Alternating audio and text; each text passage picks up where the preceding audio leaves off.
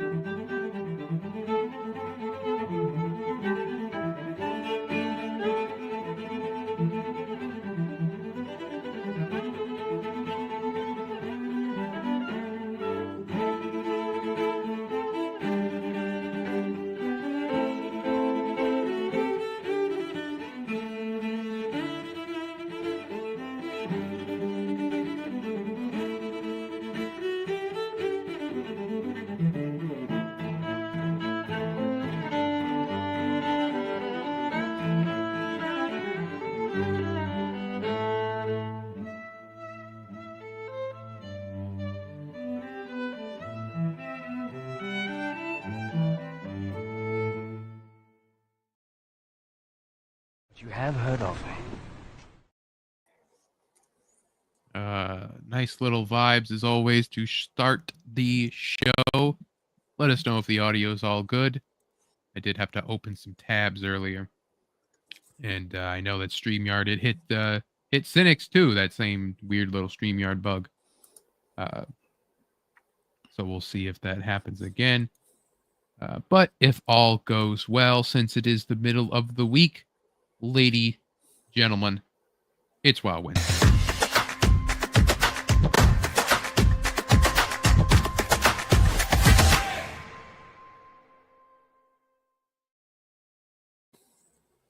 Greetings, travelers, Wiz Kids, and Wordplayers. It is Wednesday, which means it is Wow Wednesday once again.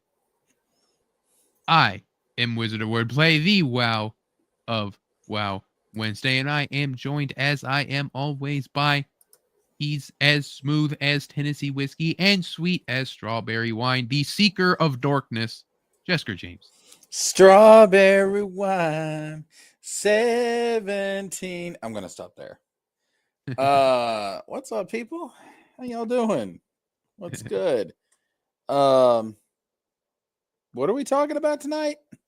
Oh, well, we got the buyout of WB by Netflix, as well as rumors that Scarlet Johansson could be joining the Batman 2, and possibly who he will be, and plus some random other movie news as well. All right. We doing Game Awards predictions? Excuse me. Yeah, we can throw that in there, even though it's mainly just gonna be our hopium, but we can try that.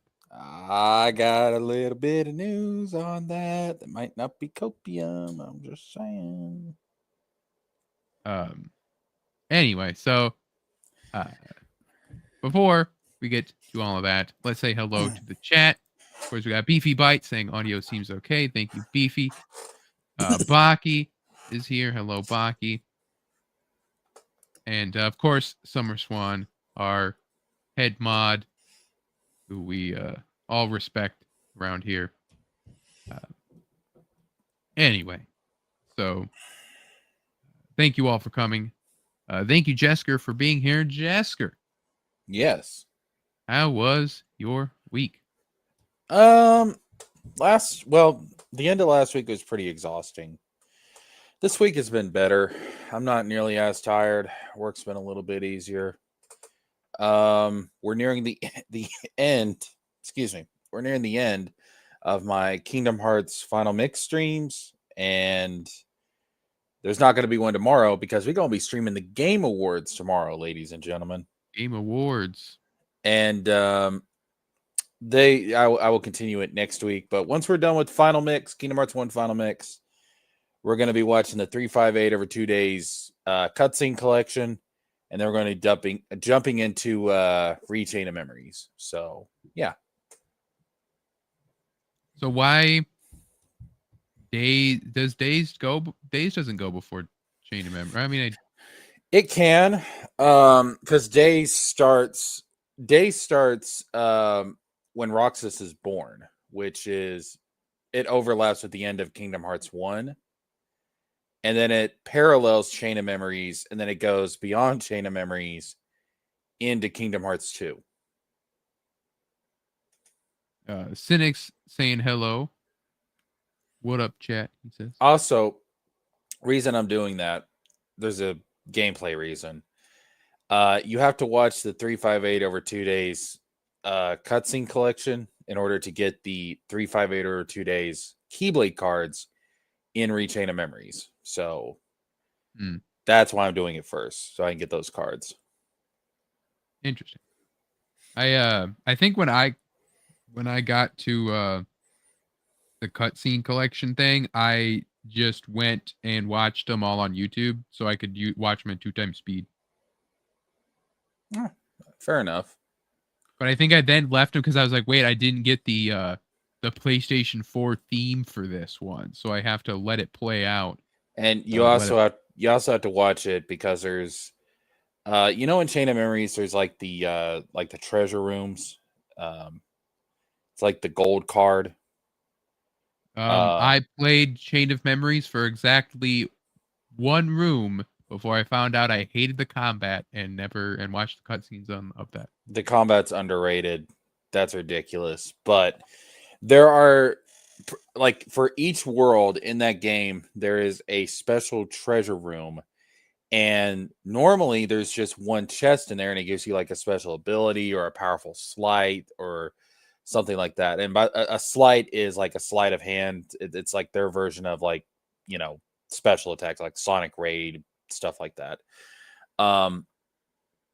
But if you watch the 358 over 2 days cutscenes first, each one of those rooms gets a second chest, which has like exclusive Keyblade cards for some of the Keyblades from Days. And enemy cards for like the organization members that are not in Chain of Memories but are in Kingdom Hearts 2.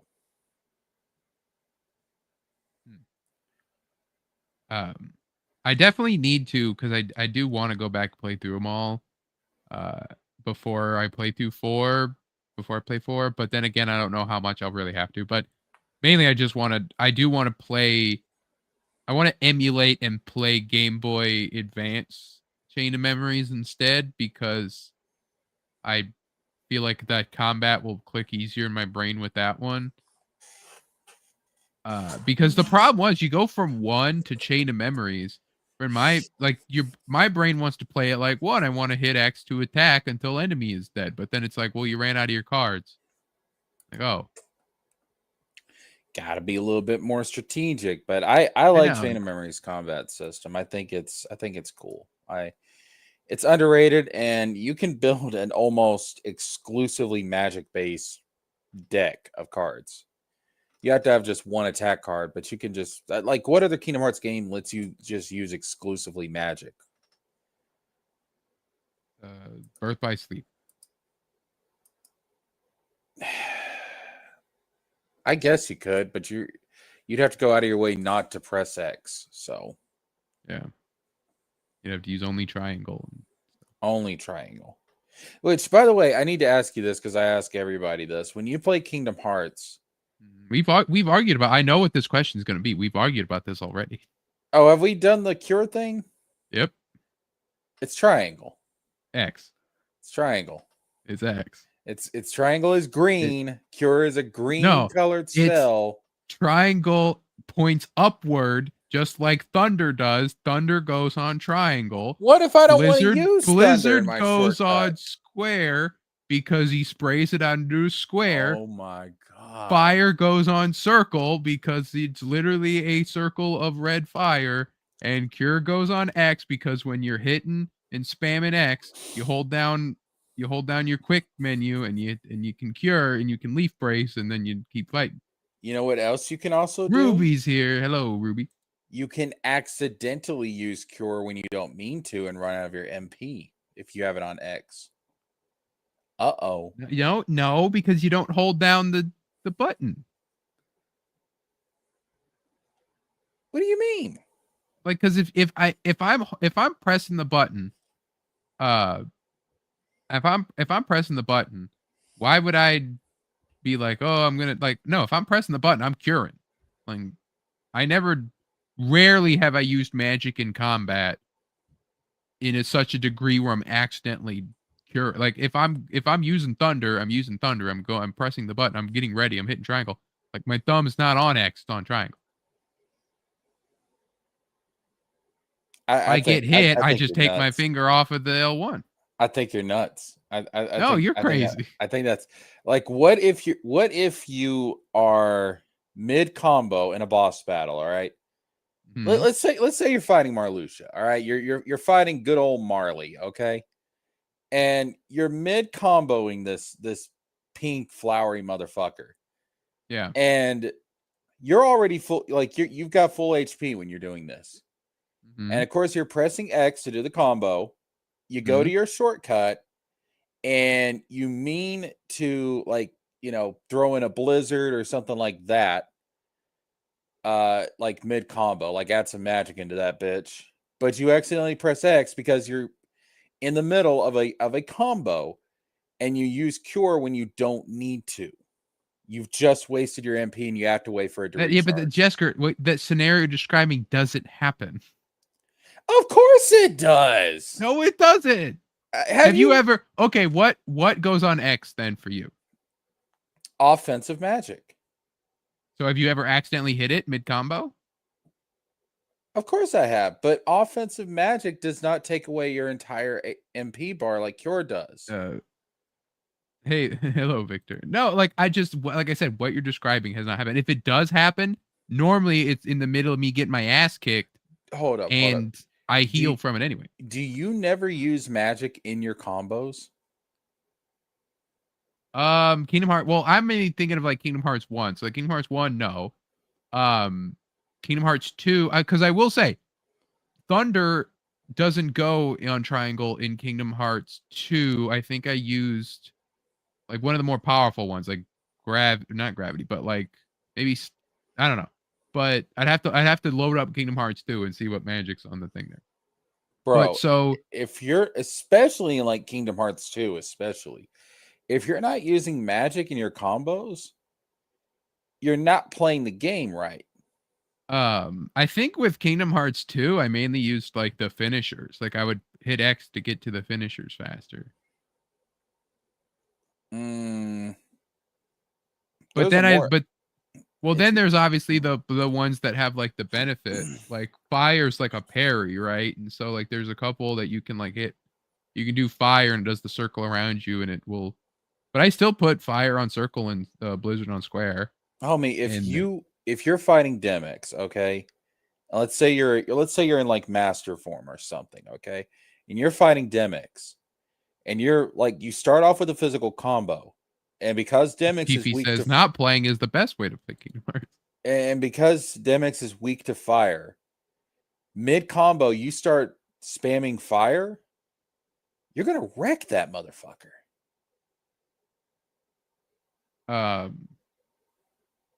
I mean, either way, like it's just I've never had the moment where I accidentally hit cure when I don't mean to, and if I do, it will always be a benefit because I'm usually low on health anyway, and I'll beef bracer and take no damage, and that's that.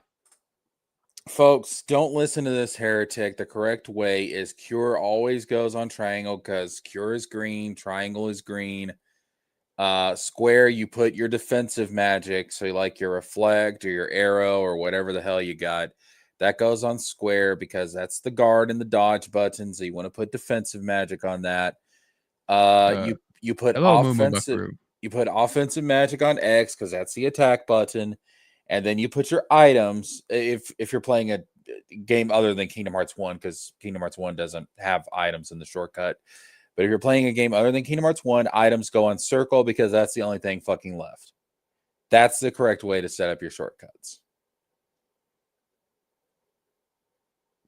This man's a heretic. I'm just saying that it's like there's this too much be all end all here. But I also will say so I keep that consistently all the way through. And the moment in Kingdom Hearts 3 when you gotta play as Riku and all your fucking shit's flipped around, like get the fuck out of here, fucking Square Enix. The hell is that? Guess what? When you have to play as Riku, you know where Cure is located? Triangle. Yeah. You want to know why? Because Square Enix agrees with me. Cure goes on Triangle. Yeah, but does it when you don't you in Kingdom Hearts 1? It defaults in the quick menu to X? It depends on what order you go with the worlds. Because you get Cure in Deep Jungle. And you can go to Deep Jungle before you go to Olympus. But usually the proper play order is Traverse Town, obviously, that you don't have a choice there. Traverse Town, you get fire. Wonderland, you get blizzard. Olympus Coliseum, you're going to get thunder. And that's going to fill up your shortcuts. And then when you get to Deep Jungle, you get Cure. And, you know, by that point, you've already got your shortcut menu filled out with the other 3 spells. But I guess if you were to go to Deep Jungle first or before Olympus Coliseum, I'm really not sure what it defaults to because I rarely do that. I haven't done that in years. I might do that right now. Fuck it. But I'm gonna play Kingdom Hearts again. So anyway, so you did your Kingdom Hearts stream. You beat the game, the main story. So now you're going to do all of the mini stuff. Are you gonna do synthesis? You're gonna do the journal. What are you gonna do? It's not gonna be a 100% thing. It's just gonna be hitting like the major post game beats. So next episode we will do the time trials, the solo cups, and the Hades cups. We'll do all that in the next episode. We'll save Sephiroth and Ice Titan for the episode after that, where we're going to be fighting the special Heartless, getting the synthesis items to synthesize Ultima Weapon, and then we're going to fight the secret bosses. And then after that, we'll do a finale episode where we kind of tie up loose ends on stuff. Like any extra stuff I want to tackle. We'll do a level 100 Sora versus Ansem, beat the absolute shit out of him. It'll be funny. And then we'll get the true secret ending, and that'll wrap it up. So we got 3 more episodes. I did click over to see you end the playthrough last night, but because you were like, oh, this might take too long, but it took longer than I expected. I usually try and stream 2 to 3 hours.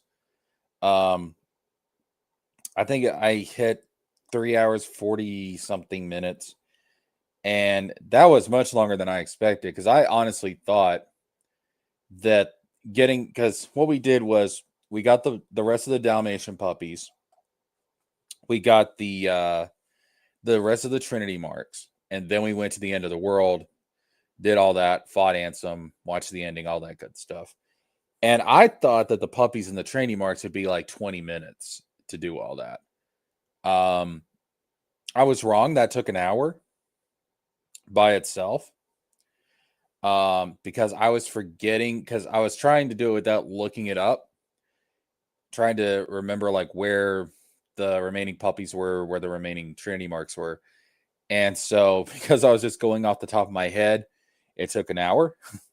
And then once we did that, End of the World took like another hour. And then the Ansem Gauntlet was like, almost an hour. So, I mean, well, I guess it was over an hour. It was longer than I anticipated. I was expecting like an hour and a half stream, and it went for almost 4. So that I really underestimated how much time the end was going to take. I got a shout out Moo Buckaroo here who just tipped $15 with the message. Keep up the great work. And also, Moo, if you're still here, I do have to acknowledge what you said last time, which was love your work. So thank you. The Ko-fi bot should be popping in. I don't know why it isn't. I had to re-sign in, so maybe I have to fuck around with that. But it doesn't put the message in. Stream Elements does the message thing. But either way, thank you, Moo, for your generous tip. I was just adding up all of my my tip money that I've received so far from my Ko-fi memberships. Don't forget, I have a membership system that as we get more people, I might start putting more things on there, but you can give a set amount a month if you would like just to do a members thing. And like I said, the more I get, maybe I'll do members only streams. They're a little bit wonky to do on Ko-fi, but you can still do it. As well as you get early access to drawing videos, as well as the updates on the comic as it is being worked on. Who says, I appreciate you staying out of the drama. Yep, that's really all this is. We are really the only geek show around that stays drama free, because most of the time they backpedal. They get a little bored. They have a little too much fun. They start talking about it. But no, this is the escape from the drama. If it's too much, you come here and you just nerd out. And even people that may not like each other, and when they see each other in other chats, they might argue. You come here and you just talk about the nerd shit. That's what we're about over here. But anyway, what's that about it for your week? Yeah. We good, homie. Yeah. So really, I guess my week hasn't been. I think I did squeeze out a panel again, another rough panel on that practice book. Really got to get that done this winter for sure. But the way that things are progressing should be going pretty well. When I have a day to just sit and not do anything, it's nice to just be able to sit down, hammer it out, and actually have that flow going now, which is really nice because, like I said, I gotta get something out, and that preview will give everyone a nice look at what the art style is going to be and the story, and get everyone hyped and everything. So we'll figure all that out. But I did play more Cosmic Invasion, and Cosmic Invasion, the problem is it's at the point now where it's like, well, I got to get all the collectibles and stuff and do all the mission challenges, and some of those are just difficult. And it's like, okay, like this is just going to be a grind. I really wish Snowman was here again, so because he played it too, and so at least be like, yeah, talk about it. But it's no big deal. I also, as case anyone has been wondering, have been continuing with Power Wash Simulator 2. Good Lord. Still going strong, still power washing.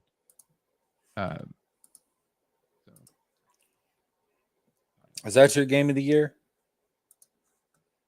No, I mean, it's a late entry. What is my... Well, we'll have to do that at the end of the year. We'll go over... Because on the... what's a Wednesday? Is it the 31st is Wednesday? So on the 31st, we're going to do our year in review, which will be the, moments of the year. We'll do the game of the year, like our personal game of the year, maybe our top 5. The movies, top 5 movies of the year. We'll go over our predictions from last year, as well as give our predictions for 2026. So that'll be a fun one to do. Probably won't really have much topics for that one. We'll see what we want to do, but we'll have that here in a couple of weeks.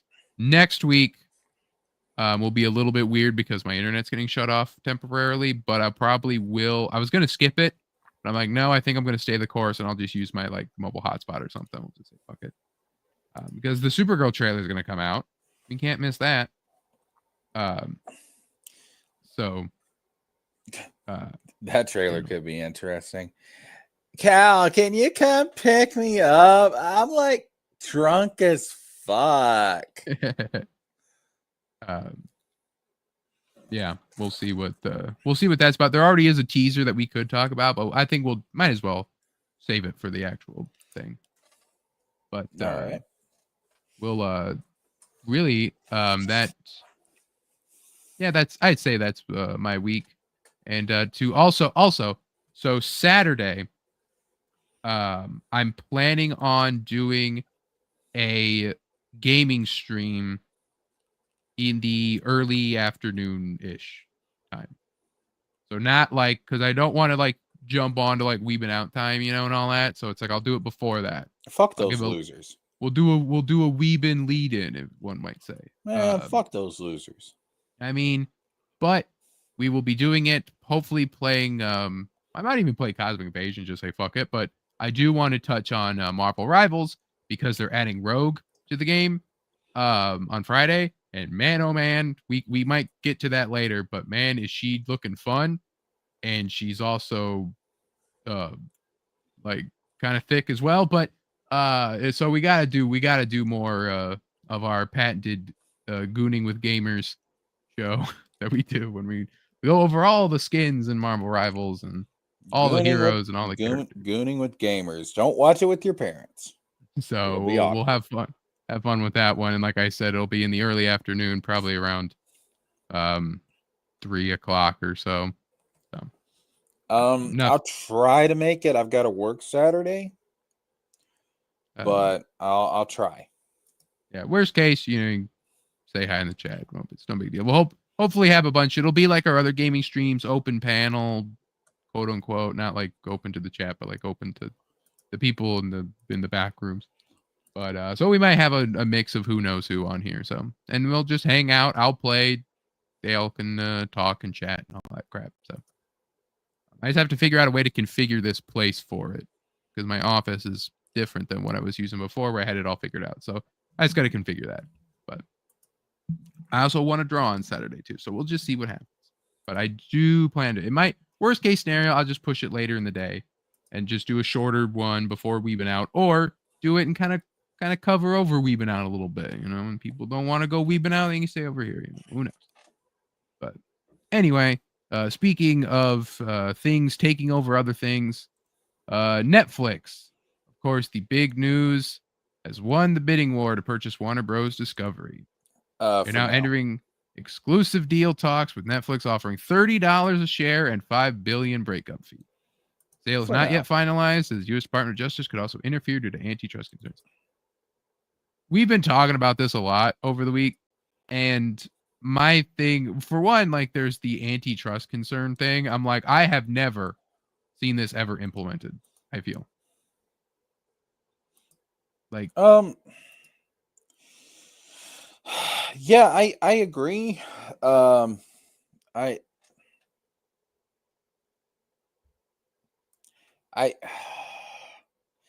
don't know if this is going to amount to anything. I doubt it, but something about this feels different. Like something.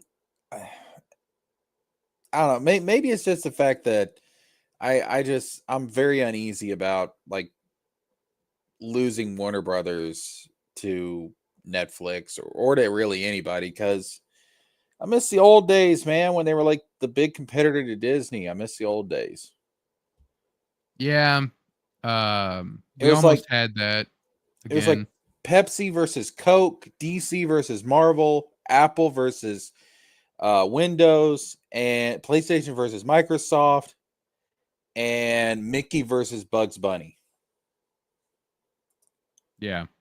Mumu does say Supergirl movie isn't going to be good. Just make a Captain Atom movie. That'd be a bold choice. And then Beefy says Captain Atom could either be fun or trash. I don't see any middle ground for that movie. Yeah, so really we got this, and then we had talked about the rumors and who all was going to get what. And really Netflix, it seems like Zaslav really wanted Netflix to get it. Because they turned down Paramount 3 times. And now we're getting Paramount is launching a hostile takeover bid by going directly to shareholders with a bid valued at 108.4 billion dollars. So Paramount will not go down without a fight, and they are going directly to shareholders, being like, "We will buy your shares from you."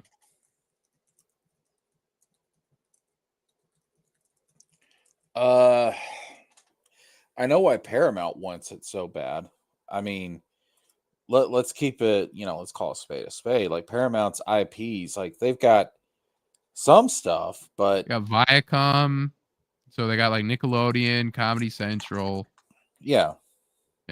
But Nickelodeon's not what it used to be.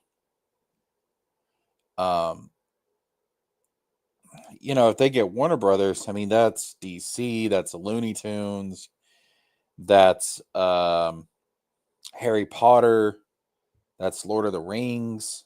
I mean, that's a lot of crazy shit, bro. Yeah. Now, so I understand, like, that expands Paramount's library. Baki's 100% correct. Universal should have won. I actually agree, because Universal, I think, is the most natural fit for WB.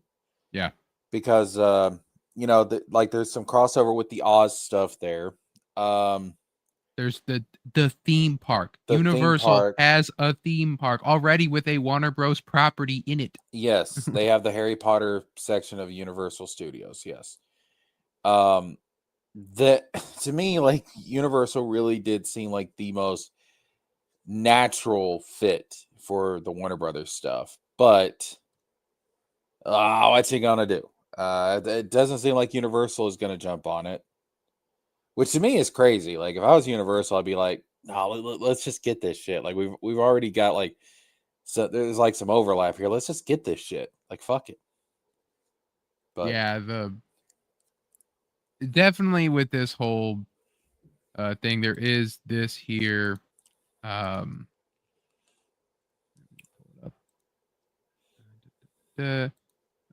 Bros. Were in early talks with Universal theme parks to license DC Comics IP for new attractions.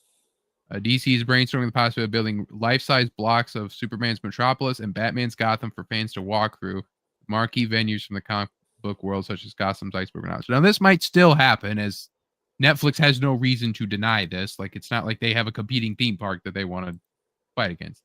But if Universal was just able to just get it, which they didn't put up, no, Paramount was willing to fight tooth and fucking nail. Universal threw out a bid, said no, and they're like, all right, cool. But like, fucking Iceberg Lounge, having a Batman fucking world. And if it's Universal, you're like 2 throws away is fucking Island of Adventure. They got the fucking Marvel world. So it's like that. What else do you need in life? not much. Like, go get a Butterbeer at Harry Potter world. Go get a fucking Joker pretzel at fucking Batman world. And then go to the Island of Adventure and see a rogue like a rogue actress. And like high five Cyclops. Like, what the fuck else do you need? Better than any Netflix subscription, I'll tell you that. Mr. Cyclops, what do your eyes look like? No, don't take that off, kid. They're doorways to the punch dimension. So anyway, the Netflix co-CEO, Ted Sarandos, has made a statement on buying Warner Brothers. He says, our mission has always been to entertain the world by combining Warner Bros. Incredible library of shows and movies, from timeless classics like Casablanca and Citizen Kane to modern favorites like Harry Potter and Friends. With our culture-defining titles like Stranger Things, K-pop Demon Hunters, and Squid Game, we'll be able to do that even better. Together, we can give audiences more of what they love and help define the next century of storytelling. I hope so, but I just So I don't know, man. Like, I'm just when these things happen, it scares the piss out of me. It really does, because I've seen what Disney has done and how much they fucked up certain properties that they've bought, and I can't handle any more shits being taken on my childhood.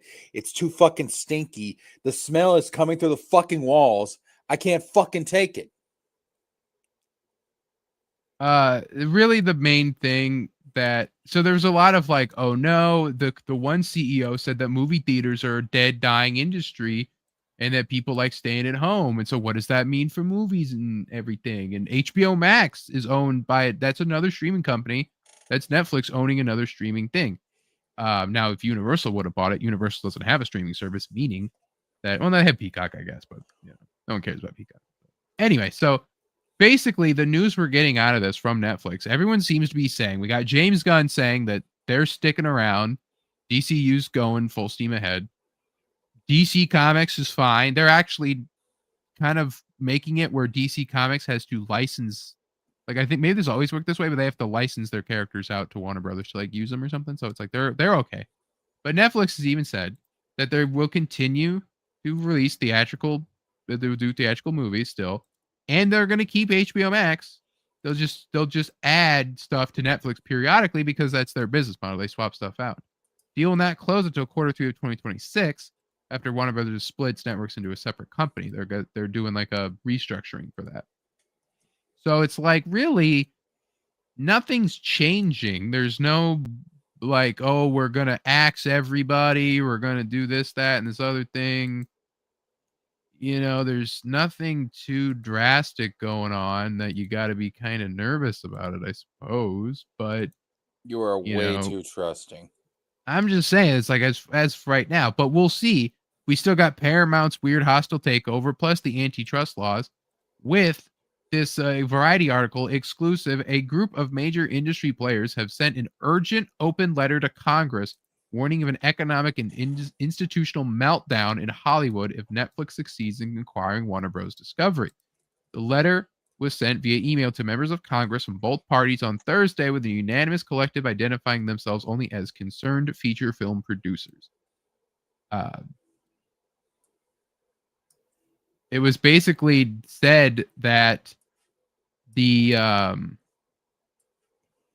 it was like Nolan. They made a joke about like Christopher Nolan being like, I will come out of retirement and I will yell at Congress just to not make Netflix own the Dark Knight, like the Dark Knight trilogy. But hell yeah.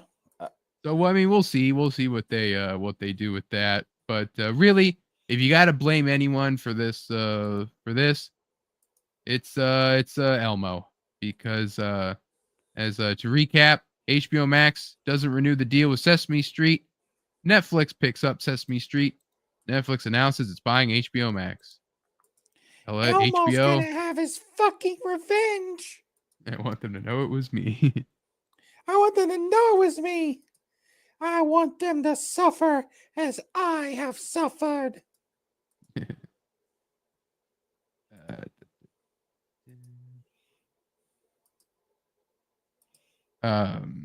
Yeah, and then there's this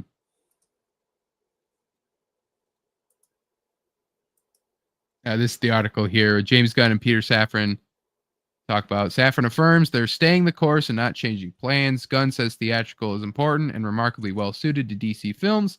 Their contracts run until spring 2027. So like, even if they were to get like gutted, Netflix would have to fucking pay him a shitload of money to like take the to do the contract.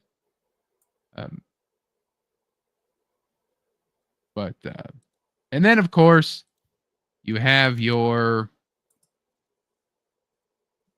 crazy people, as now that DC has been sold to Netflix, hashtag restore the Snyderverse, the only hashtag moving forward. It's with this admittedly cool Omega Beam Netflix. And are we still doing? I mean, that is pretty badass. But are we still doing this shit? Are we still doing hashtag Snyderverse? Elmo loves the Snyderverse. The Snyderverse needs to come back.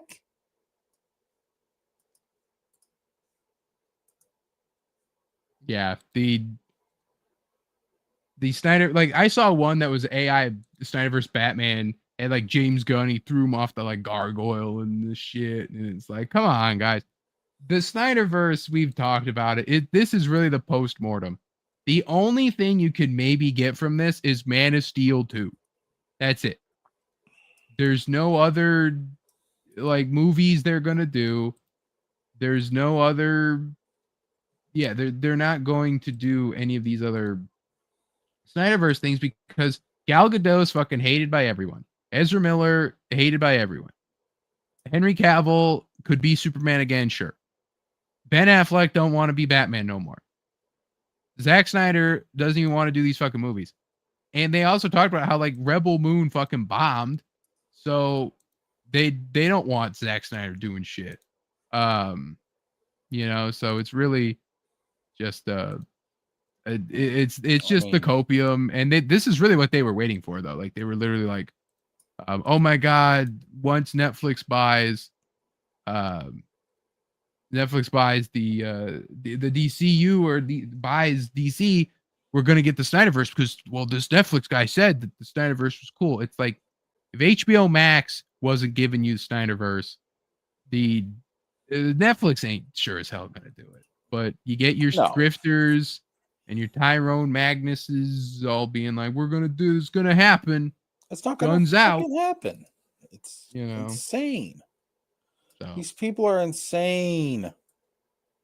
But yeah, that is truly the Snyder fans will never know peace. We will never truly be able. They will never truly be able to rest because they won't get their Snyderverse. They won't get their Batman. But Jesker, we do have another Batman movie on the horizon, as we have the Batman Part 2. This is from Variety. Scarlett Johansson is in negotiations to join the cast of the Batman 2, starring opposite Robert Pattinson. Zoe Kravitz's Catwoman is not expected to return, according to sources. Wow, really? Well, they say that in the movie. Like she's like, I'm gonna leave Gotham. Fuck all this shit. Oh, I mean, Gotham. Yeah, I understand that, but at the same time, like, Catwoman's kind of a staple, though. Like, that's,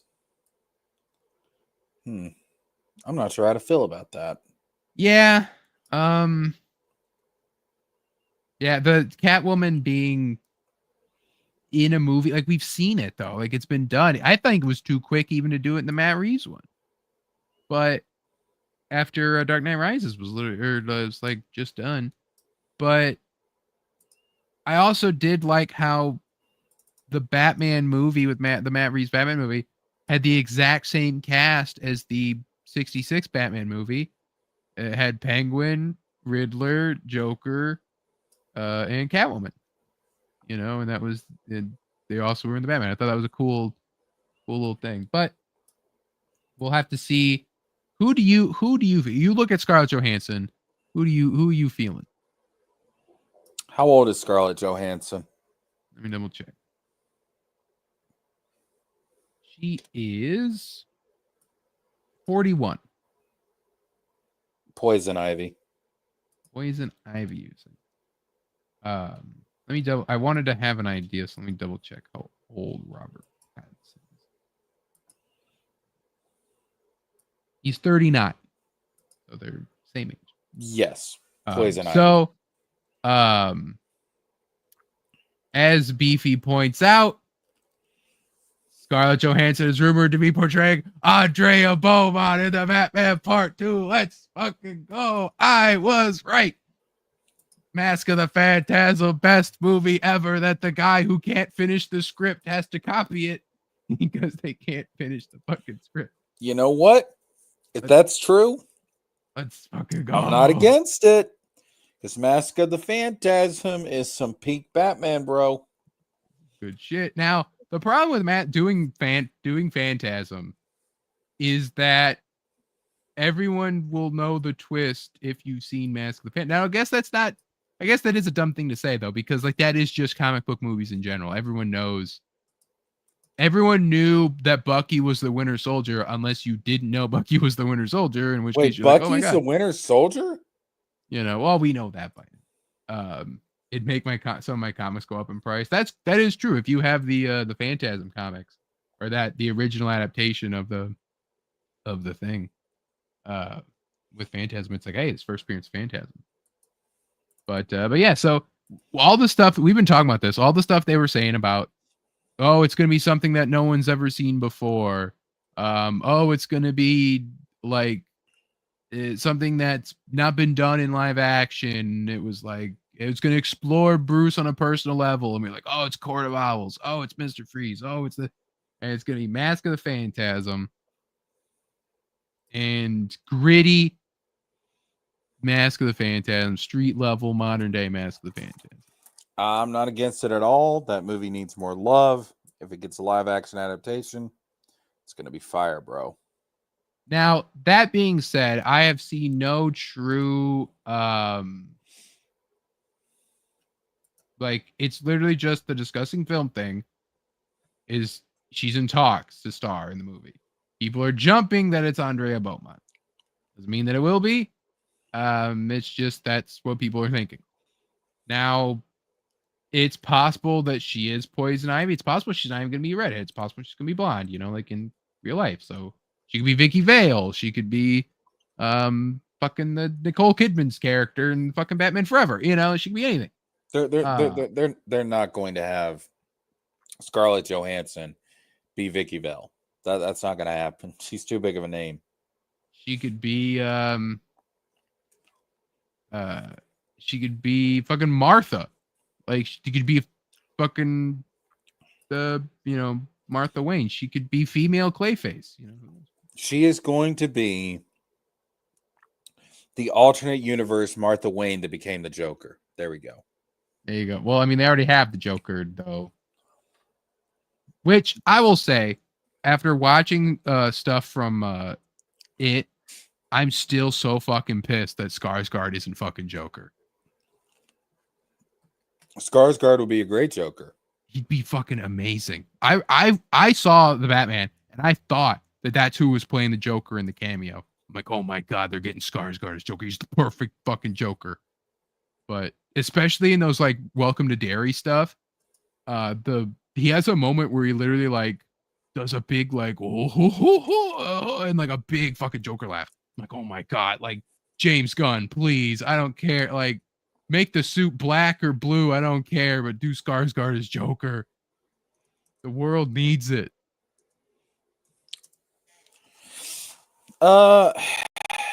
Maybe they could do it. Well, hold up. James Gunn's universe needs a Joker. That's what I'm saying. Yeah, so they could get him in James there. Gunn do it. Yeah, like I said, James, like because Matt Reeves won't do it unless he wants to recast the guy, which he can 100%. The guy was just a cameo. You didn't see him at all. They can totally recast him. I don't like the burnt face kind of thing that they got going on for him. I don't like when. I just want a guy who's pale with makeup. Like I don't need a. It's not a burnt face though, is it? I thought it was like a deformity, like a birth defect or something. It looks like a chemical burn. In the I thought I saw like in an interview or something they said like he was born that way. Well, I guess in this stuff that's what it looks like.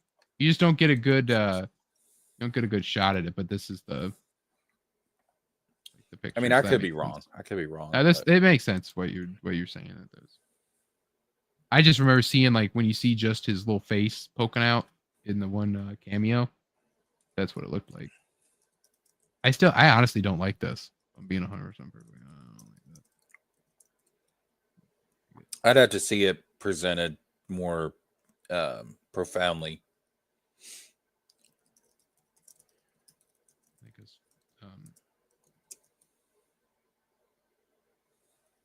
Yeah, look up like Bill Skarsgård Joker, and then let me see what people have made here. Like even just because he can do the fucking mob Joker, like just the dude, like he can do just that, like the criminal Joker guy, like fucking Nicholson, you know, or Cesar Romero. Cesar Romero would be like really goofy, but he could do that. Like basically, I want him Cesar Romero goofy, but also like I'm gonna kill you, you know, like so. That would be an interesting take. Yeah, because that's basically what Pennywise is when he plays him. He's like, you know, being all goofy and fun, and then he's like, "No, I'm gonna eat you." Like, there's one where he's the in the recent episode, he's eating a guy's face, and he turns and he's got his face all bloody. He's like, "What's wrong? Do I have face on my face?" And like, it's like he's playing goofy and he's playing, but he's psychotic, you know. The moment when he's just looking and he can just do that death stare, he can do the walleye thing, but he can just, when he's just like looking at you, like just Joker being all goofy, almost like Mark Hamill Joker. Remember in like the animated series, he'd be like, he'd do something, you could tell he was getting pissed off and he'd get like really angry, and then he'd like calm, and then he'd like grab the fucking guy. Yeah, the perfect example that was in the Return of the Joker movie. Stop laughing, and he'd be like, "But I thought the Joker always wanted to make Batman laugh. Yeah. You're not Batman." Well, that was like he was crashing out on that one. I'm talking about like it's the Joker's favorite episode of the original animated series, the one where the guy makes the whole casino to like bait Joker to like burn it down. Yeah. Mm-hmm. But like Batman's sitting there as Bruce Wayne fucking taunting him, and he gets all like and he gets all mad and stuff like, but like that kind of like Skarsgård could do that, where he would have like some goon being all like, "Yeah, boss, you know, like good," you know, and he'd be like, he'd get all mad, and he'll calm down, and then he'd be like, "Oh, but you know, you're all great," and he'd be like patting him or something, then he'd fucking pull a fucking knife out, you know, like he could pull that off perfectly. So that's the fan cast of all fan castings. We got to get Skarsgård as Joker. I still want William Dafoe in like a live action version of the comic book Dark Knight. Dark Knight Returns, you mean? Yeah. I suppose. I mean, like he'd be an older Joker, but the Joker in Dark Knight Returns is like different. Like he's still kind of young. What are you talking about? Batman and Joker are old in that one. Dark Knight Returns. The one where he snaps his neck and all that. Yeah. Yeah. Well, he's like old. He's old, but he's like he doesn't look at like he's like a handsome old, like the chemicals just like. Are you saying that William Dafoe is not handsome? Not anymore. He's not. Wow, you disgust me. But no, like that's just like he just doesn't look old. He just looks like a young guy still. You disgust me. I can't believe you would say that. He's a sexy man. Anyway, we also had Emma Stone reportedly passed on starring in the Batman Part 2 before Scarlett Johansson was talking. So if it is Andrea, they asked Emma Stone first.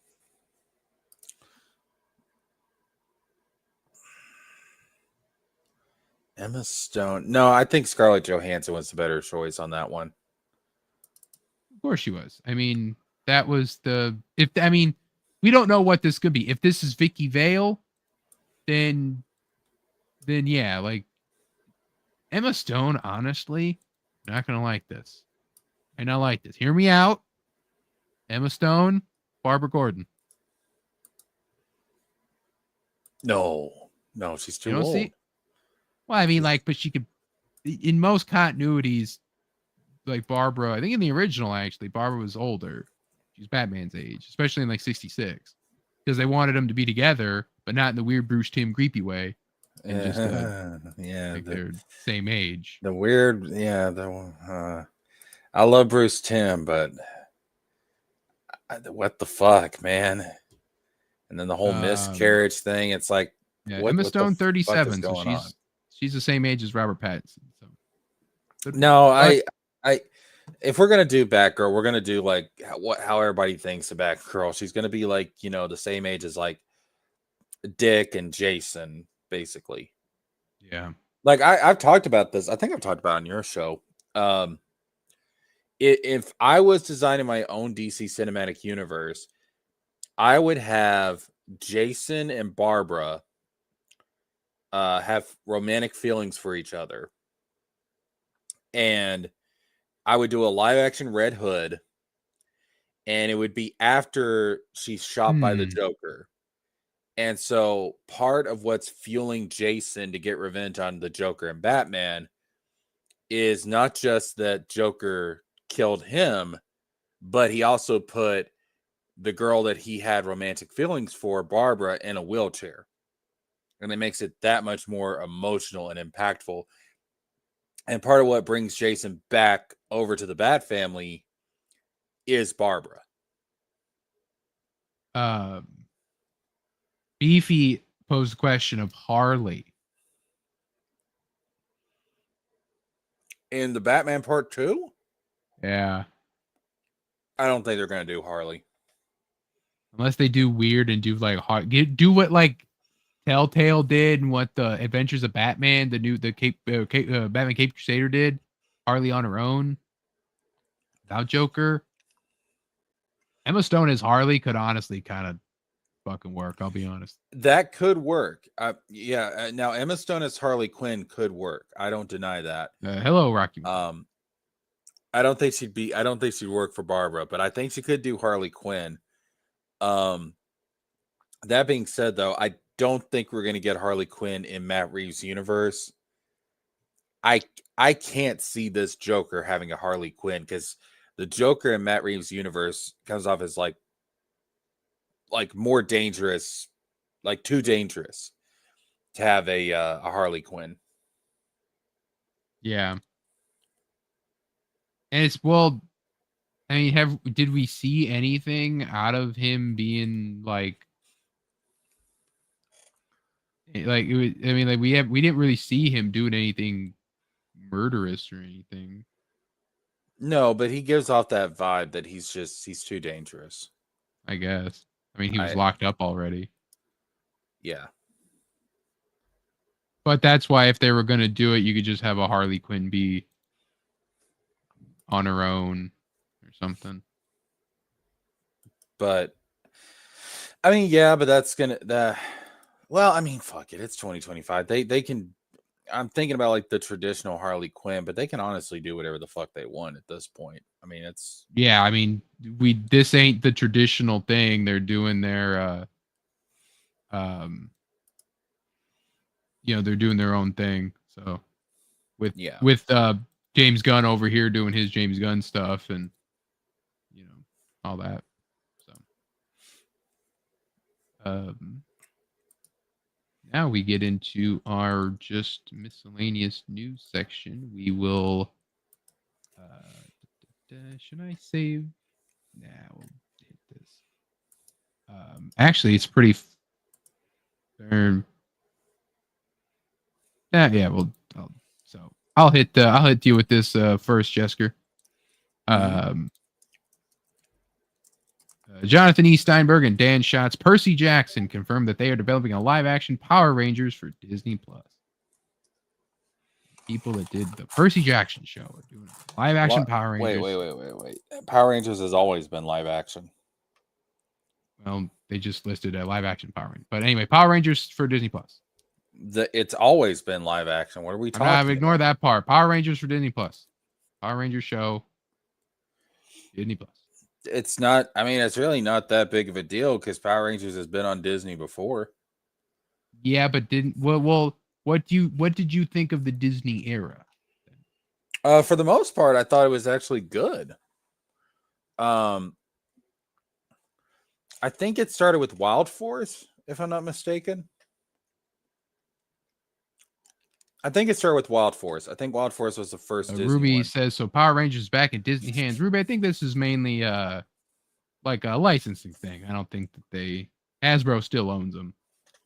So I think Wild Force was the first one that Disney got because I think that was on ABC, like their Saturday morning block.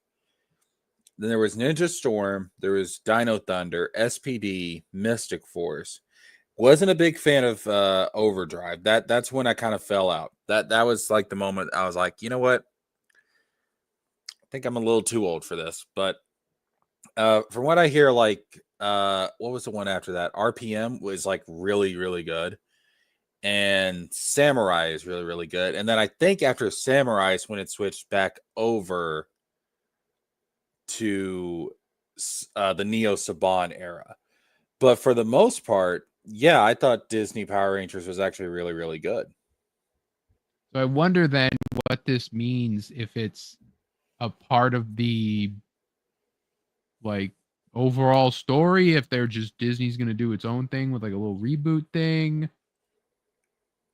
I've been What are hearing for a they? minute they're going to reboot Mighty Morphin. Yeah, I mean they've been that money. Mighty Morphin is that is Power Rangers really. Like That Rocky that says, I only got into the ninja one a little. Well, see, I think the Ninja, besides Overdrive, I think is just terrible. But Ninja Storm is okay, but out of the ones that I watched from the Disney era, I thought it was the weakest. Wild Force was really, really good. Especially because that's where you had Forever Red. Dino Thunder is fucking fantastic. Tommy as a mentor, wow. SPD is really, really, really, really good. The character dynamics are fantastic. Mystic Force has so much fucking lore, and they brought Rita back as a good guy. It's like, what?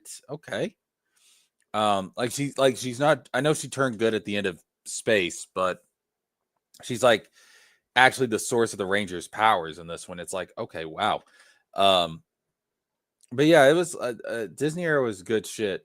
I will say we missed out on the greatest Power Ranger season ever, because one of the plans that they had before they did Dino Thunder was they were going to have a season where Jason and Tommy set up like a Power Ranger academy. That would have been awesome. But it never happened. It never went through, unfortunately. But that would have been, and there was like going to be like this thing where like Tommy and Jason were going to eventually like have these disagreements and everything, and like there was going to be like this like civil war between Jason and Tommy and different students teaming up with. It would have been fucking crazy. It was gonna be Cobra Kai. It was gonna, yeah, pretty much. It was gonna be fucking crazy, dude. Oh, it never happened, unfortunately. But I don't know, man. I thought the Disney era was pretty good. If they do a reboot of Mighty Morphin, fine. Because as far as I understand it, Cosmic Fury, where they had like Lord Zed come back and stuff, that was the end of like the continuity that we've had since the original Mighty Morphin. Like that continuity's done. That was the final series, and apparently they're wanting to reboot it. That's my understanding. Yeah, so yeah, we'll see what this amounts to. What'd you think of the movie? Not the Power Rangers, the movie like Ivan Ooze movie, the one from like 10 years ago. Shit. It was taking itself too seriously. That's not Power Rangers. Power Rangers doesn't take itself. Power Rangers can have serious storylines, but overall, it's not this dark, gritty MTV bullshit. Okay, that's not Power Rangers. I think that I liked parts of what it was trying to do, but it definitely didn't stick the landing. I thought the backstory was interesting with Zordon and Rita, but that's about it. I liked the scene where they're all sitting around the fire and like getting to know each other. I like that, because that is something I feel like you don't get with a lot of Power Rangers, is that the idea of like, especially with Mighty Morphin, like they were just already all friends. Like I liked that it's like you just are there. Each random person is given the morpher, and then they're thrown together and forced to work as a team.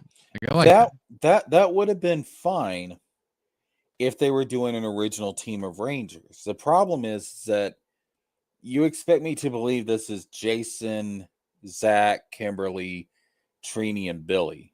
And it's like Power Rangers exist in a world where Bulk and Skull live. It's like, homie, this is not Jason, Zach, Kimberly, Trini, and Billy. Like, that's not these characters. What are we doing? And then the rumor was that Tommy was going to be a girl. Remember that? I mean, well, in the movie, I mean, I forget if they ever confirm it, but it is heavily implied that Rita was the Green Ranger at some point. I don't know about, I guess, yeah. Zordon was the Red Ranger in the past. So I guess given that, yeah. If Rita was the Green Ranger at some, because that's why she was green in the Yeah. movie. Like she had the green outfit, the green hair, because it was like, oh, she was the former Green Ranger. Zordon was the former Red Ranger. They were like on a team together and stuff. Blah blah blah. But I guess it would have made sense. But man, that would have been weird because the Green Dragon Ranger, that role is so tied to Tommy. Yeah. It does make sense because isn't it Rita who like takes Tommy and makes him the Green Ranger and Yeah. all that? So like that would have worked for the sequel. But anyway, yeah, so Tommy was they were gonna make a girl Tommy for Yeah. the live action Rita Power Rangers sequel. Rita stole the Dragon Zord power coin, which is what gave Tommy the Green Ranger powers.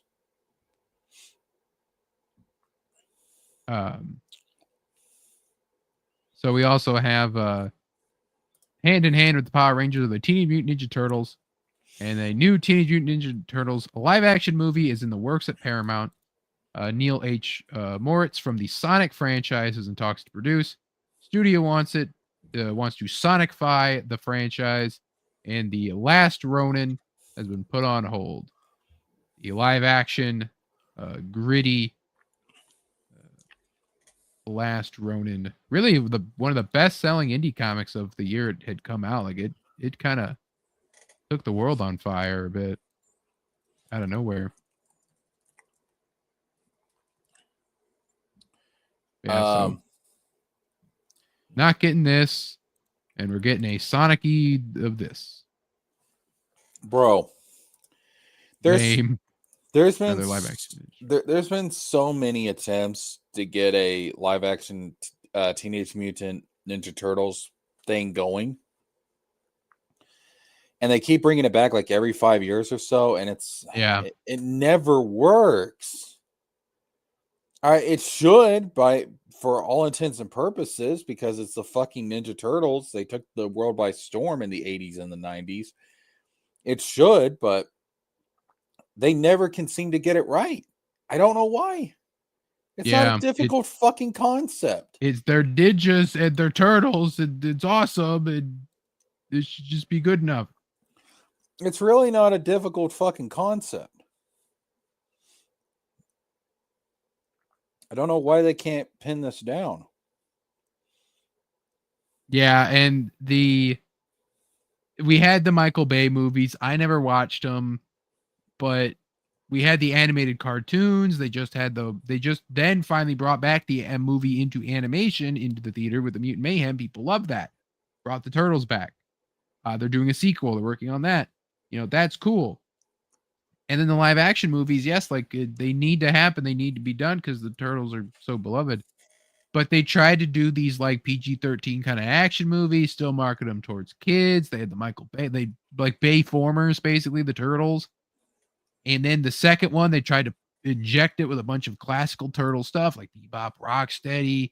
I think they had Casey Jones. They had all that in there, and they really just we've seen now they're gonna Sonicify it, right?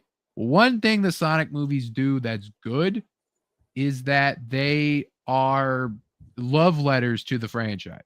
Like you watch those things and you're like, man, these are I know little about Sonic stuff. Like I know enough. I know more than the average person. But they're like, man, I can tell the care. I can see the love. Turtles gets that in animation. The amount of references and shit that come from the old show or from the comics, one-off fucking toys that never got mentioned ever. Like stuff like that. But in these movies, man, they don't know how to do it. So if it's the same producers of the Sonic movies, we'll see what they do. But they got to be goofy, cartoony, especially with these stylized movies we're getting like Fantastic Four. Make it look like stylized, cartoony 80s time capsule kind of thing, like do something like that. Yeah, I agree. Like, it's the same thing with Power Rangers. Stop taking it so fucking seriously. Yeah. It doesn't work. Stop it. Because we were from this era, you know, like this movie came out, I think like 2010 or something, you know, and it was cool, but there was so much like I liked the designs of the turtle, how they made them all unique, but they would all be too serious and it was too gritty, and then they still wanted the kids to watch it, and it was just it was a mess. It was disjointed mess. Absolutely. It's like it was cool because like like back then, like everything had like this cool sheen to it, but at the same time, like when you look back at it, was it really cool? Not really. No, like yeah, like yeah. It's one of those things you look back and you're kind of like, I like this at some point. Really? Yeah, like no one has posters of these guys still hanging up, but you throw the original fucking turtles on fucking wall, but it's like, yeah. Like Yeah. or the 2000 fucking turtles, the reboot turtles, you know? Like those turtles are cool. You know, I could respect that. If you had that, I'm like, I respect you. If you have the Bay turtles, it's like, all right. What is this? No one liked these. Yeah, it's no one. I don't think anybody's going to be going back and saying, "Oh yeah, the Michael Bay turtles. They were the best iteration of the turtles." I mean, like Underrated gem. personally, for me, the turtles that I grew up with, the ones that I most, are connected to, is the early 2000s, like the 2003 Fox Kids. Yeah, I was talking about the show. reboot. Yeah. Yeah, like because obviously I didn't grow up in the 80s. I'm not that fucking old, but Yeah. um, Rocky yeah, says, I've heard a ton of old dudes like me talking about how much they love the turtles.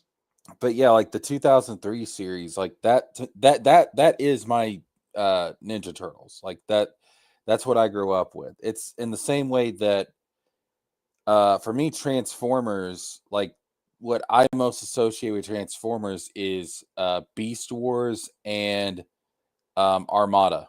Transformers Armada. Like that's the two that I grew up with. See, for me, it's the Bay movies.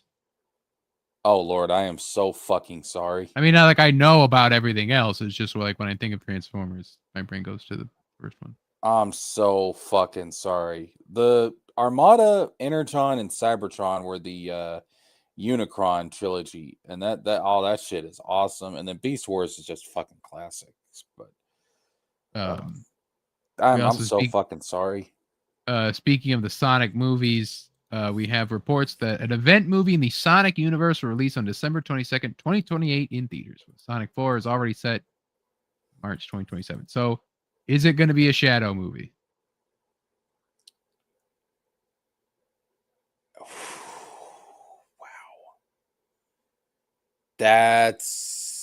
There's a good chance.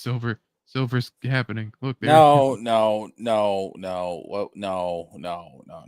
Silver, listen, one day, but more than likely, I'm gonna say it's Shadow, because yeah, I think it'll be Shadow. Probably Black Doom, like in the Shadow game, will be the main villain. His dad, right? No, God. Well, kinda. Basically, Gerald Robotnik, Dr. Robotnik's grandfather, made a deal with this alien being called Black Doom and used Black Doom's DNA in the creation of Shadow. Like because remember, like in the Sonic Adventure 2, you had the Bio Lizard, which is like the prototype to Shadow, but it was a failure. It was unstable. It went crazy. What made Shadow stable and what made him succeed was the introduction of Black Doom's DNA into Project Shadow. So there's like a psychic link between Black Doom and Shadow, and like the Shadow game is exploring like that link between the two, and Shadow has to stop Black Doom essentially. But anyway, so yeah, so if they're getting Shadow, if it's a calling it an event movie though, like could this be like a cross? Like it's a big, like it's Sonic, it's Knuckles, it's Tails, it's Rouge, it's Big the Cat, it's Shadow, it's Silver, it's Let me throw out a possibility for you. Six the Badger. Let me throw out a possibility for you. Sonic crossing over with Mario. Sonic crossing over with Mario. Mm-hmm. That is an interesting. That would be an event. Yeah, but they're specifically calling it an event movie in the Sonic universe. I feel like if we got this leaked out, we would know that it was going to be the crossover. Wizard, you of all people should understand the art of wordplay. Yeah, there's wordplay, and then there's like, I'm saying like, if that was what Discussing Film heard, they would lead with a crossover with Mario and Sonic is rumored to be happening in 2028. No, they wouldn't, because Sega and Nintendo wouldn't want to reveal it this early. It's too soon. Yeah, but Discussing Film gets like insider information. It's not like you're coming to people. I don't give a shit. That doesn't mean they know. That doesn't mean they know everything. Put the fucking copium down. That doesn't mean they know everything. I'm just saying, man. Like, you ain't getting Smash Bros. The movie. It's not happening. We're getting Smash. I swear to God, that's what this is all leading up to. We are gonna get a Smash Bros. Movie. And so what all of this shit's leading up to. It's going to happen after they come up with the live action Kingdom Hearts film, and Sora's going to pop in there at the end to save the day. That's what's going to happen. So anyway, what else do we have here? Another video game thing in the works is the God of War live action TV show. And we have here rumors. I got something to say about this when we get to the Game Awards stuff. Go ahead. Max Parker is in talks to play Balder, while Olafur Darri Olafsson is being considered for the role of Thor. So we are skipping the Greek shit. Oh, 100%. We all that was all but confirmed. We might get flashbacks to it, but not a fan of that, but okay. Yeah, I mean, it's got to be done. That God of War 2018 movie was so revolutionary and stuff that they gotta be done.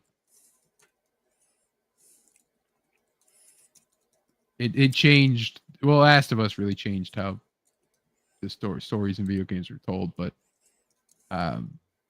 yeah, people are really the Thor stuff. Yeah,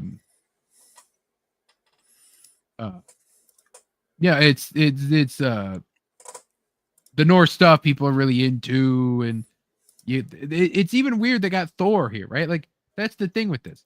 They got Thor they're casting. Thor is not in God of War 2018. Yeah, hold up. So, unless it's going to sound like he shows up at the very end of the season or something. I mean, yeah, but it's possible they want to shove Thor in this because Thor is he's the marketable fucking Norse god. What? Odin wasn't marketable enough for you? Mr. Yeah, but you definitely can't use Mr. Mob Boss Odin. You definitely can't Mr. use Kratos, I'm here to make you an offer. We don't have to go to war.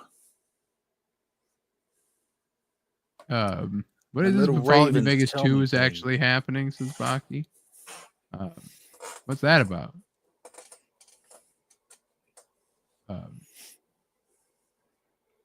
But yeah, anyway, so this is weird. We'll see what this is about. It needs a good Kratos.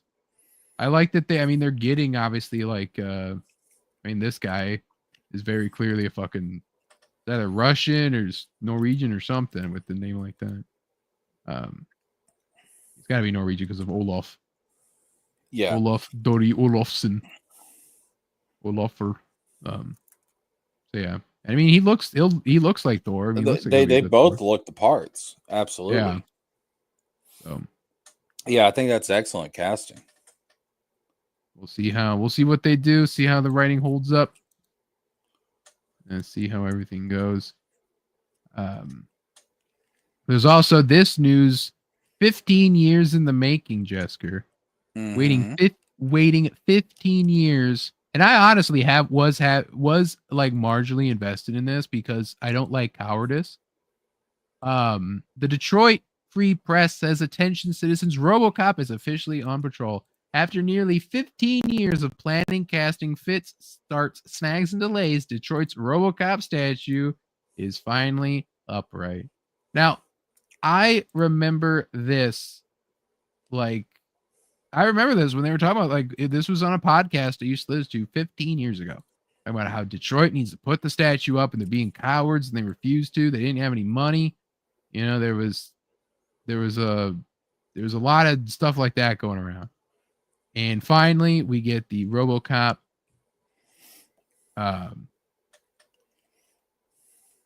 we got the RoboCop statue put up there. And I really like when cities have stuff like this. 3,500-pound bronze sculpture. Why are they doing this? Because, well, that's right. Oh, that's right. You haven't seen RoboCop, right? Nope. So RoboCop takes place in Detroit. Okay. So you know how Rocky used to have a statue in Philadelphia. I didn't know that either. All right. Well, he used to have so you know the famous like steps that he runs up and he jumps. You've seen that in so like they used to have a statue of him doing that on the top of those exact steps. But it was deemed like an eyesore or something, so they moved it to like someplace else. There used to be also in the same thing. Used to be a Captain America statue in New York, in Brooklyn. That's cool. Why'd they take it away? They had it in like one of those small little parks. It wasn't in Central Park, but it was in like one of those small little like patch of grass parks. Just a path. They deemed it an eyesore. Same thing with the Rocky one. They deemed it an eyesore, and they moved it to like some random ass mall. Just sitting there. It's embarrassing. Like, come on. Let me pull that up. The Captain America. That's treason. Because like you're in Brooklyn, right? Where the guy is from. Like, why do you get to remove? So yeah, it's inside of a place. It used to be in a mall, but now it's in like it looks like it's an actual like good spot. But let me open up. Yeah, this is what That's so cool. I love when pop culture stuff gets statues in places. When is Sora going to get a statue? Sora could possibly get a statue in like some like beach on fucking Japan. That'd be awesome and shit.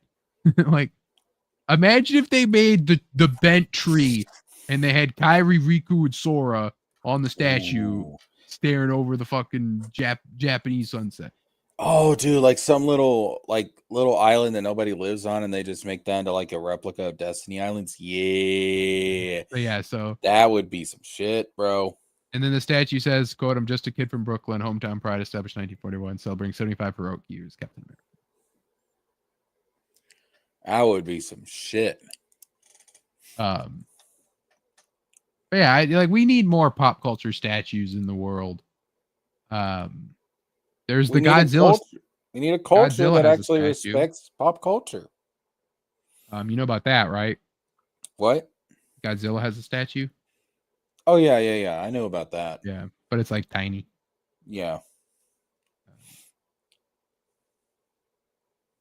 Well, there's this one. This one's the huge one. But I thought there was like an older bronze one. Maybe they got rid of it. Because now I'm seeing like huge ones. But that was probably, I think, to advertise for the movie. Yeah, it was here on this spot that Steve Rogers beat the shit out of Red Skull It was glorious. He made the children laugh as blood spilled everywhere. Yeah. So yeah, there's that one. Like, where's the Rocky statue? You still need to watch RoboCop, Jessica. Yeah, so they did move it. They moved it off of the steps. That has like its own little thing now. But, I mean, I'll watch it at some point. But no, basically, like, the RoboCop statue, if you really want to look at it, represents Detroit wanting to rid itself of crime and clean up its streets, and and it's a step in the right direction for Detroit, really. Holy shit. They just released the season 2 Avatar trailer, right? Yep, we're gonna talk about that next week. All right, I just didn't know if you were. We're gonna have Supergirl. We're gonna have Avatar. I got an Avatar-like video game to go over. So don't worry, I knew, but that was earlier today. I saw that. I just saw it. I actually watched it, and I have some thoughts, and it definitely goes into the doing of Avatar and how they are not doing it correctly. All right. Again, I'll point it out. There's literally a spot where you probably won't notice something's up. I'm gonna pause it. I'm gonna be like, I'm gonna wait and see if you catch it. I was the one that was more positive about the first season. Yeah, I know, and I've always been negative on it. So we'll be able to break that down and go over that next week. I think that one, yeah, you might have to produce for that one, but we'll just see what happens. Because like I said, my internet's gonna be all wonky. We'll see no problem. So we also have the Superman and Spider-Man crossover comic. Because we had Batman and Deadpool already happened, and only one of them was apparently good. It was the Grant Morrison written one. But we're getting a Superman and Spider-Man crossover comic with short team-up stories with Lois Lane and Mary Jane. Of course, what else? Jimmy Olsen and Carnage. That's sure is a choice. Superboy. Wait, hold up. What the fuck? Yeah, Jimmy Olsen and Carnage. What? The two redheaded characters that exist in these universes, and there's no one else. Marvel and DC are out of their fucking minds. Superboy and Spider-Man 2099, sure. Power Girl and Punisher. That's pretty cool, actually. I kind of get with that one. Yeah. Superboy Prime and Spider-Man with the black suit. And the Daily Planet and Daily Bugle. Okay. Jimmy Olsen and fucking Carnage. Like, that's fucking wild. Like, is it gonna be Jimmy Olsen getting the Carnage symbiote, or is it gonna be him interacting with Cletus Cassidy? Because they're both gingers. It's gonna be Jimmy Olsen from the James Gunn film, and Carnage is gonna be like, "How are you such a pussy magnet?" I could tell by that voice that you were doing the 90s cartoon.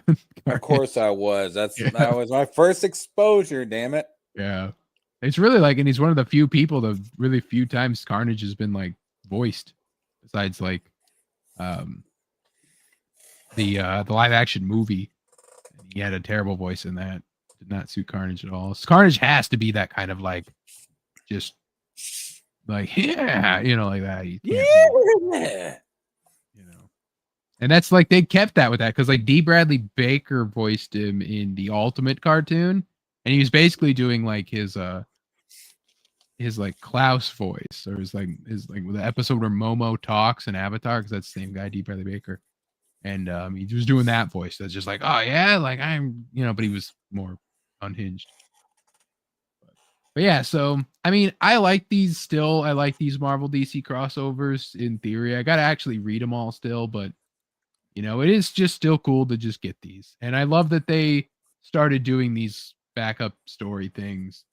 Because originally when they just announced they were doing these, it's like, oh, that's cool. But then, yeah, doing these is a big, because they're fun. Last time he did this, these guys, like Superboy Prime wasn't a thing. Spider-Man 2099 wasn't a thing. I don't think even Carnage wasn't that big of a thing. Lois Lane and Mary Jane. I want Mary Jane to ask Lois, So you're telling me that the devil never tried to steal your marriage to Clark? Yeah, and like Lois is gonna be like, "What do you mean that you dumped Peter to get with this some fucker named Paul?"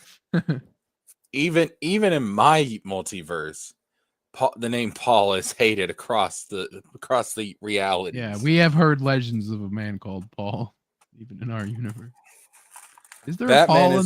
Batman is willing to break his no-kill rule if Paul ever shows up. Is there a Paul in the DC? A notable Paul in the DC comics? Oh well, no, that doesn't count. That's John Paul. I'm sorry, Jason. I won't kill the Joker, but I will kill Paul. There are some Pauls, but none notable Pauls. That's pretty funny.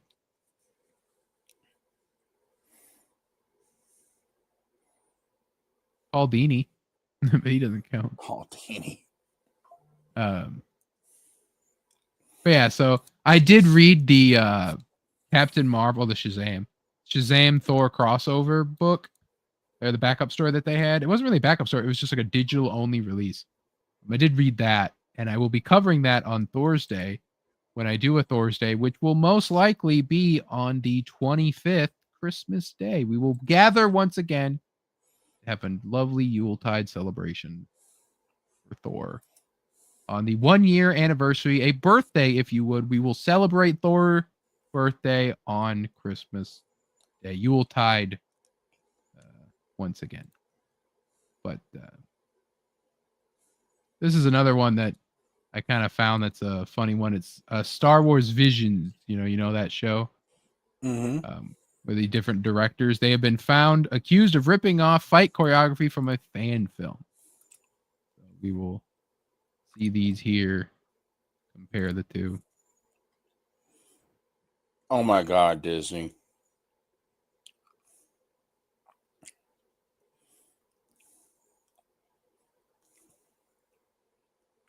Yeah, so Disney, come on. So it's worth noting that this isn't Disney, because Visions is done by these like hired animators and stuff. It's like it's still sanctioned by Disney, isn't it? Yeah, but it's not like Disney knows. They just see this completed thing from different. Come on now. Different companies around the world. But the fact this was a fan film in 2019. Like people of course were gonna find this. Yeah, but that does mean I'm just more pointing out that it's like, come on, it's a Indian animation studio, I guess. But like the fist hit on the ground and then come on. No. I'm not letting them get out of this. Come on, man. They stole this shit. And Disney probably knew about it. Exact angling and everything. Like and they had this here was happening. That was another like, and this wasn't Star Wars Visions. This was, I think, the same company or like a similar company. Nah, Disney had to know about this shit. I just don't believe that Disney. How could Disney not know about this? Yeah, that, like I said, that's just an unrelated thing. But yeah, I mean, it's not like the animation studio goes to them and like, hey, by the way, we're gonna steal this thing from this other animation thing.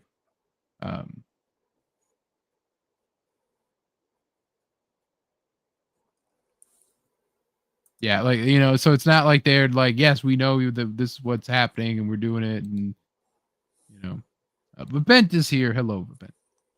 Oh wait, Babent, thank you for showing up in the chat. Yay! Welcome to the moderation team, Babent. Yeah, got him. Got him, bitch. Gotcha, bitch. There it is. Look at that wrench. Your eyes now, motherfucker. Surprise, motherfucker. No timing people out and nothing without my say so. Basically, you just post links. Also, post the link to your show. Post the link into your thing. If more nerdy talk, more with the emphasis specifically on video games. We do video games occasionally, but specifically on video games. Check out Vivent's channel and watch him and 90s Router do the No Glitches show.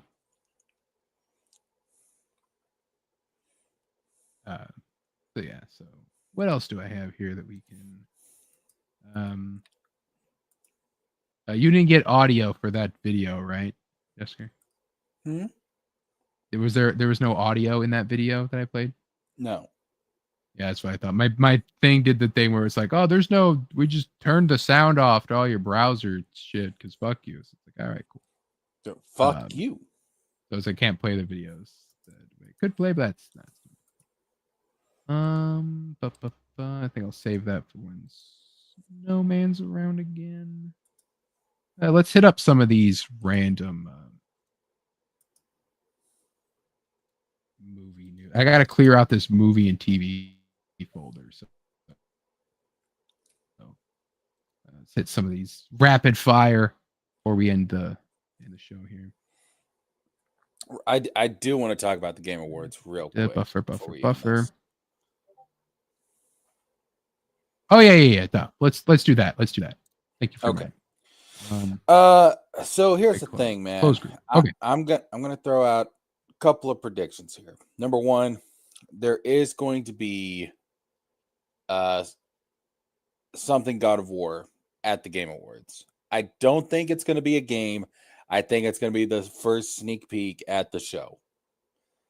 I think that's where we're going to get God of War wise at the show. Because I don't think they're ready to show a game yet. I really don't. So I think it's going to be the show. The other thing, and I just found this out probably about an hour before I came onto the show. On the Square Enix YouTube channel, people have done some digging. There is a listing for a video that is privated and unavailable that just went up today. It's probably a trailer for something that's going to be revealed tomorrow. Yeah. Now, Sleeping Psychopathy is here saying Vivent should keep his wrench. He just said, well, guess what, Jamie? If you comment again, you'll see you also now have a wrench. I have gotcha. Surprise, motherfucker. Got you again. Got you. You're both ensnared. I just picture like them standing somewhere. We come out of a dark alley, just throw a wrench in their face, just surprise, motherfucker, and then slip back into the shadows. You can dodge a wrench, you can dodge a ball. So if Event says my prediction is we'll get gameplay of Intergalactic and an actual preview of Elder Scrolls. We ain't getting Elder Scrolls 6. We're not getting Elder Scrolls. But I do think Square Enix is going to bring something tomorrow. Do I think it's going to be Kingdom Hearts 4? No. Name reveal for Final Fantasy 3. Yes. I think it's going to be a trailer for Final Fantasy 7 Remake Part 3. Yes, that's Mike Wheeler also here. Hello, Mike says, "What do you think of the new Supergirl movie coming up? I'm stoked. Maybe the first movie I go see in theaters in 15 years." Wow! Holy shit! Seriously, we'll have the trailer to talk about next week. We'll go over that, so we'll definitely be able to give our thoughts. I mean, I'm excited for it. It definitely seems to be the one closely following a comic. So we'll see how that goes. I haven't read that comic, so I mean, I'm going to be surprised either way. Dude, I can imagine 15 years not seeing a movie in theaters. That's whoa. Wow. Holy shit. That took me back. Okay, so you are saying you're saying God of War, we see something with that. The show. I don't think we're getting a game. Okay, the show. Yeah. Okay. Yeah, it's gonna be a sneak peek at the show. We're not gonna get a new God of War game tomorrow. We're gonna get Final Fantasy 7 Remake Part 3 name reveal and teaser. We're not gonna get Kingdom Hearts 4. I'm not gonna get my hopes up. I think it's gonna be something Final Fantasy 7 related.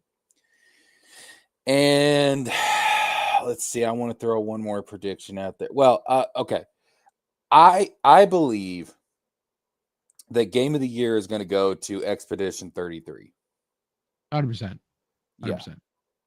I think it's going to go to Expedition 33. Which is really going to put egg on Square Enix faces if that's the case, because the fuck are y'all doing? Seriously. Which I'm going to actually, not this week, maybe Sunday morning. Shit, I really need to do some Christmas shopping though. Sometime soon, I'm going to do a stream talking about the current state of Square Enix, because there was a 125 slideshow that was presented at a meeting with the biggest investor in Square Enix to like the higher ups at Square about what the fuck they're doing wrong. And it's really fucking scathing. I'm like, holy shit, this is bad. So I'm going to be talking about that soon. Yeah. So I think that we're getting Final Fantasy 3 name release. I don't think we're getting Kingdom Hearts. I don't either. I gave my hopes up. That is definitely a Tokyo Game Show thing. I know it's kind of has been, I feel. I'm willing to be surprised, but it's also... I don't even think it's Tokyo Game Show. I think it's going to be its own thing. Yeah, but definitely if Square Enix, they will show off RPGs where you are magical people inside of a normal city and you're fighting creatures and all that, every single fucking game that ever. I hate when we see anime games. I know it's an Atlas thing, but I hate when we see anime games at the Game Awards. The same exact thing every damn time. Vivent? No, I'm not talking about Final Fantasy 3. I'm saying Final Fantasy 7 Remake Part 3. Yeah, the third one. Yeah. So we had Remake, we have Rebirth, and then whatever the next one's going to be called. My prediction. Recycle. My prediction, I think that Final Fantasy 7 Remake Part 3 is going to be called Final Fantasy 7 Redemption. I think they're going to find a way to redeem Sephiroth.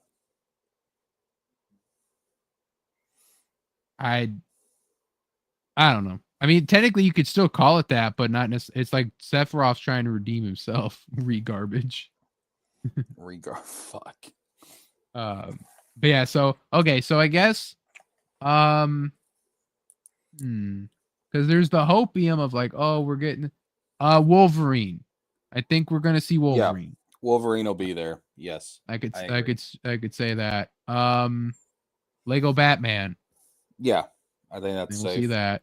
That's a safe prediction. I'm really just going like with shit I like. We're not gonna get anything like we're gonna get Resident Evil. Yeah.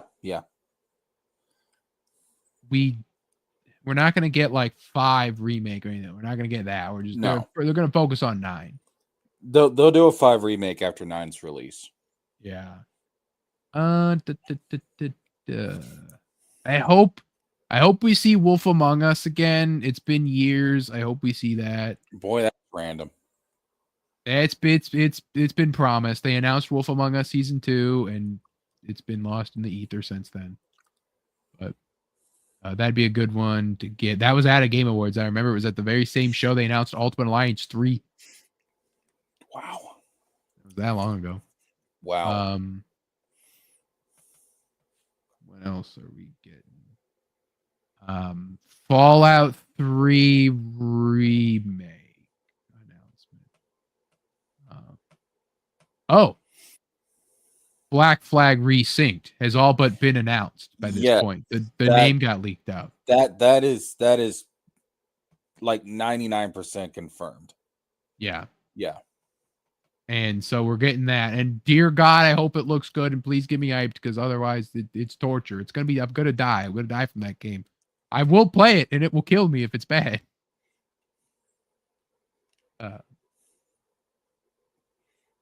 But yeah, so we're getting that for sure.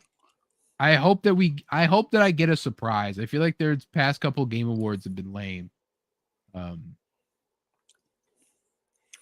Obviously, the surprise that I want is Kingdom Hearts 4. Do I think it's going to happen? No. Am I going to get my hopes up? Hell no. Every time. Hell no.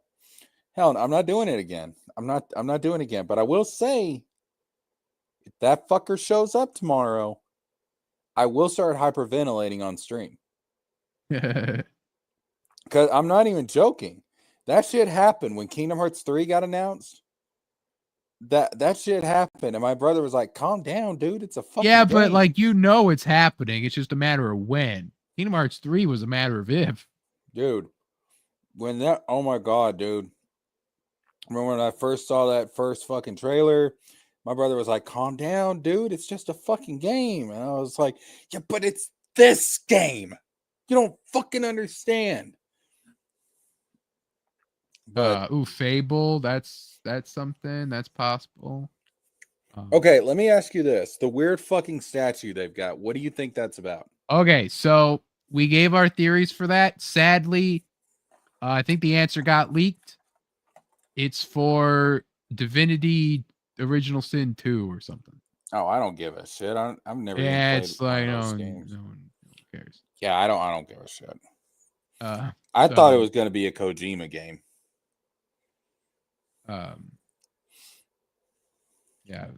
Yeah, it's like FromSoft. It was Elder Scrolls. It was a lot of it. Don't forget to sub to the gaming channel. We'll be going live tomorrow. When are you gonna do that time wise? 7 p.m. Okay. Eastern. It starts at 7 p.m. Eastern time. I'm going to go live at 7 p.m. Eastern time. Let me see when that says. That'll give me 2 hours to get home, get ready for it. Yeah, because I'll need to get. I'll be at work too. I went to my own channel. That's stupid. Which, by the way, hold up. Let me go ahead and do so this. 6 o'clock is when your thing in my. Yeah, but you're in a different time zone than I know. I'm just saying. I just had to make sure. It's 7 p.m. Eastern time. I clarify. Whatever. Don't plug him. He's not here, Swan. I'm kidding. Whatever he's not here. Whatever the fuck that is in your time zone, just go on Google and convert it. But for me, it's 7 p.m. Eastern time. If you click on the gaming channel's link, it'll show you on the. Which I am about to post that link in the chat right now. I already did that. It's right here. I'm doing it again, everybody. Yeah, I did your tweet. And I did your tweet too. I'm linking them to the video, to the stream itself. There. Do that. Go check out my shit. Click the bell to get notified. Yes. So that you don't miss it. Yes.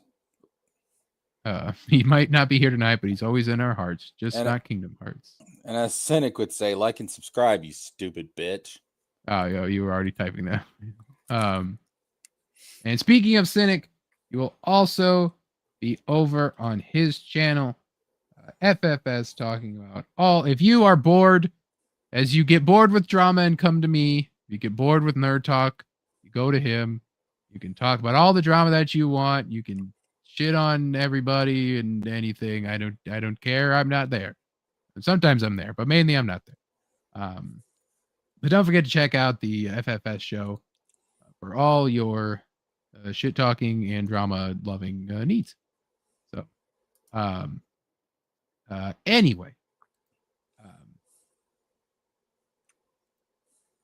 that I think is the end of our show. No shilling in the chat, Wheeler. Get out of here. Save that for Cynic's show.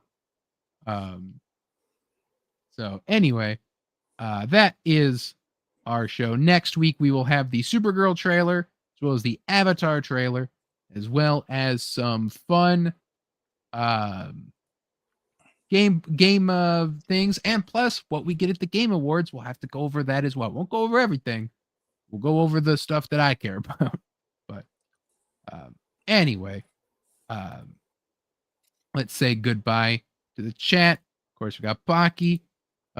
Wheeler, thank you for stopping by. Thank you, sleeping. Have a good night. Of course, Swan didn't get her nap, but our show was just too interesting. Who else was here? Vabent, our number 2 mod. Then we have Ruby was here as well, popping in. We're gonna get everyone. We had a relatively good chat tonight. Rocky Macabre was here as well, and Beefy Bites was here, and of course we had Cynic as well. Don't forget to subscribe. I just saw this shit. WB said no to my $3. Jesus Christ. Yeah. Always read the headlines. Always read the headlines. They change them every week. And Moo Buckaroo, once again, thank you for your $15 for the tip. Good job, Wiz. Get on more. Wait, I mean, like on Cynic's show. I mean, Wizard Wizard will be on my thing tomorrow. Yeah, I'll be on Jesker's tomorrow. And I will also be possibly doing a game stream on Saturday. An easy, chill hangout. Oh, Victor the Lore Seeker. Thank you, Swan. Victor the Lore Seeker also here as well. So number 0 mod. No, you're number 2. Swan, of course, being number 1. Anyway, thank you, Jesker, for being here. We will, of course, stream again in less than 24 hours from now. But yep. Don't forget to subscribe to Jesker, subscribe to Cynic, subscribe to me if you haven't already. And thank you all for coming. And now I'm going to play the outro.